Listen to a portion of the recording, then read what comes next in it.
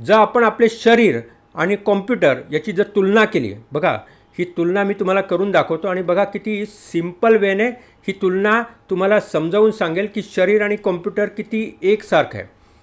तर आपल्या लक्षात सहज येईल की आपलं शरीरही परमेश्वराने एखाद्या कॉम्प्युटरप्रमाणेच बनवलं आहे.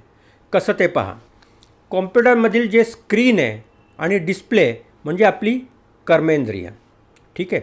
कर्मेंद्रिय म्हणजे काय, तर ज्याला आपण आउटपुट डिव्हायसेस म्हणतो. बरोबर आहे. आपल्या शरीराची जी आउटपुट डिव्हायसेस काय आहे, आपले हात, आपले पाय, आपलं तोंड, गुद आणि लिंग, या 5 गोष्टींना कर्मेंद्रिय म्हणतो. ठीक आहे. ही आहेत आपली आउटपुट डिव्हायसेस, ज्याच्याने आपण सर्व कर्म करत असतो. समजून आलं. कॉम्प्युटरचे जे इनपुट डिव्हायसेस आहेत, त्याचे कीबोर्ड्स आहेत, हे इनपुट डिव्हायसेस आहे, ते ज्ञानेंद्रिय आहेत. समजून आलं. ज्याप्रमाणे एखाद्या कॉम्प्युटरमध्ये त्याची स्मरणशक्ती साठवून ठेवण्यासाठी हार्ड डिस्क असते, त्याचप्रमाणे आपल्या मेंदूतील जी बुद्धी आहे ती स्मरणशक्ती एखाद्या हार्ड डिस्कसारखी काम करत असते.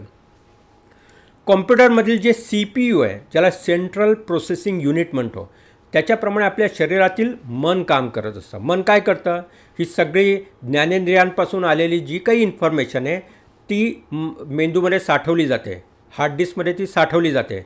आणि मन या सगळ्या या सगळ्या ज्या विचारांचा जो प्रोसेसिंग आहे ते करतं. ते आठवतं की या माणसाने यापूर्वी कोणती घटना घडली आणि तो कशा पद्धतीने रिॲक्ट झाला, ते ऑलरेडी साठवलेलं असतं. आणि त्याच्याचप्रमाणे फ्युचरमध्ये जेव्हा त्याच प्रकारची घटना घडते, मन इमिजिएटली त्याच्यावरती काम करतं. ठीक आहे. त्याचप्रमाणे सेंट्रल प्रोसेसिंग युनिट जे कॉम्प्युटरचं आहे ते तसंच काम करतं. आणि या सर्व गोष्टी असूनही विजेची जी शक्ती आहे, ज्याला आपण इलेक्ट्रिसिटी म्हणतो, शिवाय कॉम्प्युटर, या शक्तीशिवाय कॉम्प्युटर कामच करू शकत नाही. त्याचप्रमाणे आपलं शरीर हे आत्मा या चेतनाशक्तीशिवाय काम करू शकत नाही. किती सिंपल आहे. समजून आलं.